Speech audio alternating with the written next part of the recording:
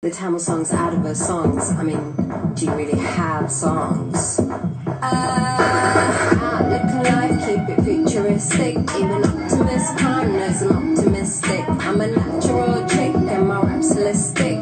Realistic to the game and I like your magic trick. Bringing higher, higher, higher. Getting higher, higher, higher. Bringing higher, higher. Alright, how you all doing? So, some of the questions on my Instagram post are so deep. I think that I just have to go through them and then try to answer one of those questions out of all of them because it's so intense. So, first one is... I should have wrote it down, but I have to think. First of all, a lot of people who were like, it's Saraswati. I'm dressed in white because white represents Saraswati. Red represents Matangi. And the difference between Saraswati and Matangi is the learning. So Saraswati represents knowledge, and she's the goddess of ordinary learning, which is the education system, the school system we're put through, and the difference between Saraswati and Matangi is the learning. So Saraswati represents knowledge, and she's the goddess of ordinary learning, which is the education system, the school system we're put through, our normal level of understanding through the means that we already have existing to us.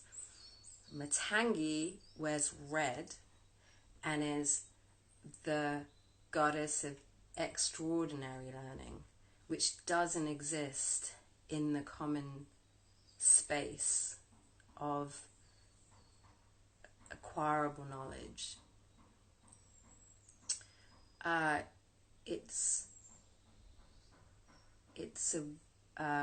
It's an existence space between the supernatural and the ordinary learning, and it's also the spontaneous element in society, in the concept of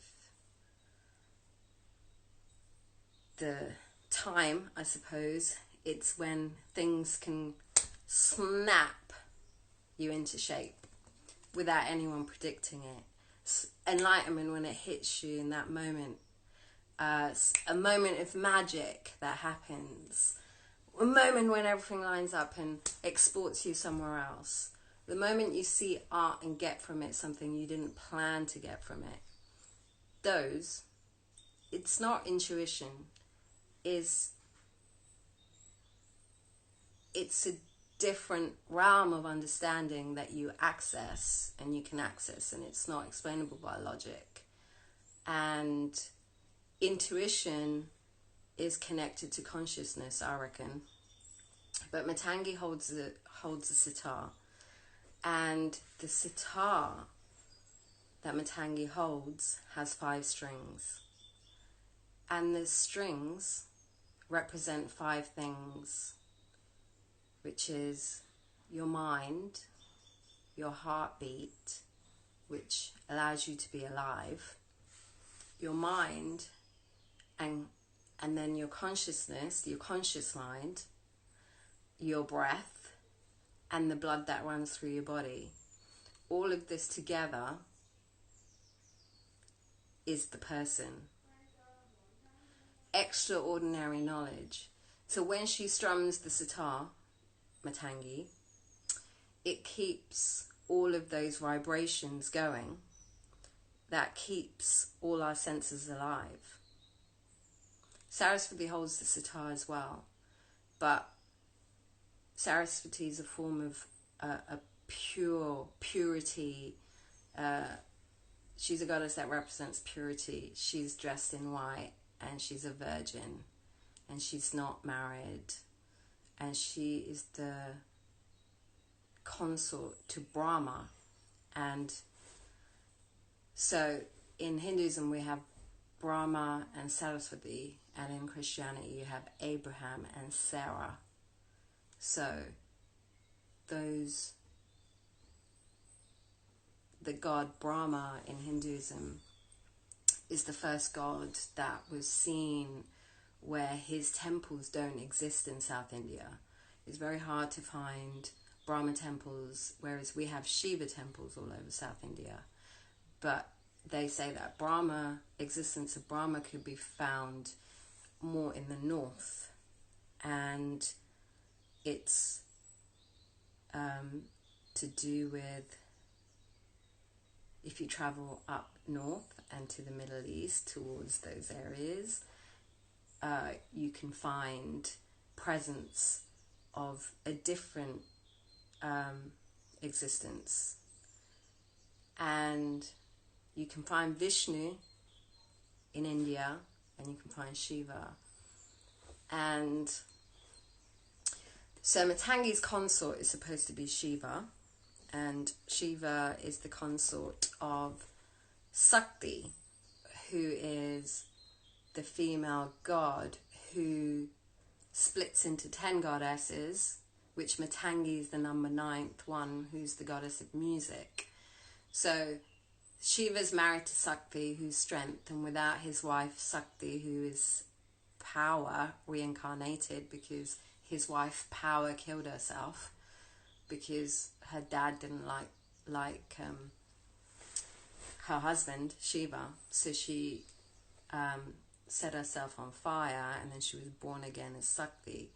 And Sakti married again Shiva, and Shiva then, when Sakti goes to work, she splits into 10 goddesses, and they're called the Mahavidyas. And when Shakti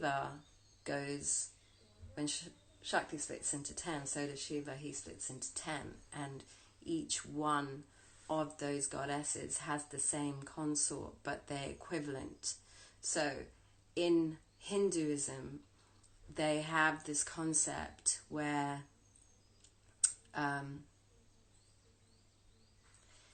each thing derives its power from its equal counterpart.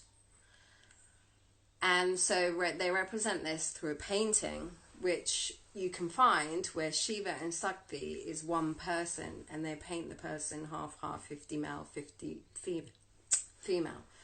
And that is also how I was going to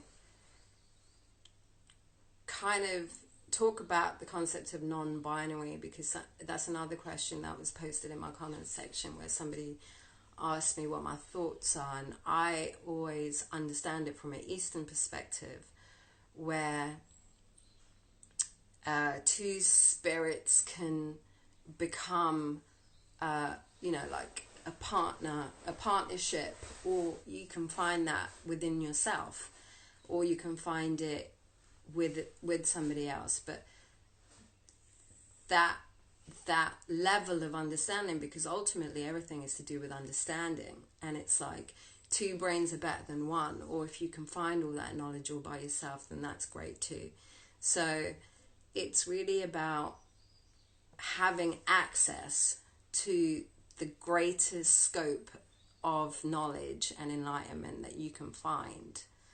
And the representation of Shiva and Sakti coming together is a female energy and a male energy coming together to understand the entire scope of existence and being enlightened. And for a long time, there is another story where Sakti doesn't get it, and she was having a meeting where he has all the gurus and everybody's writing things down, and listening to his words, and he's teaching people about, the concept of the divine manifestation of the universe. And and I don't know the story very well, but there is 120 something points. So all of the beings in the summit say, well, why is it only 100 and blah blah? And then he says, it just is. Like, that's how many there is. So then Sakti argues that, and she says, that's bullshit. There's got to be more than 100 and something. Like, how do you know that? So she's like, I'm going to go off and I'm going to find the answer, and I'm going to find more than 120, whatever, and I'm going to bring you that knowledge. And she goes off traveling, but she didn't find it.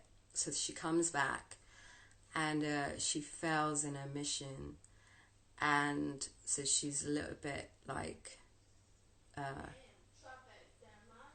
let down by it. So she comes back to the summit and she sits down quietly, and then Shiva just says, come and sit on my lap. And she does, and then he basically incorporates her into himself so that she gains complete access to his knowledge, and then she learns why. So the concept of the female and the male sharing a vast pool of knowledge is what it's about. And understanding, it's not a fight, and it's not a fight also based on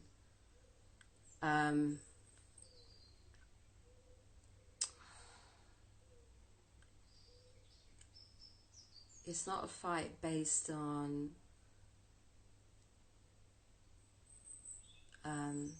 yes, it's a perfect complementary vision, exactly, your eyes.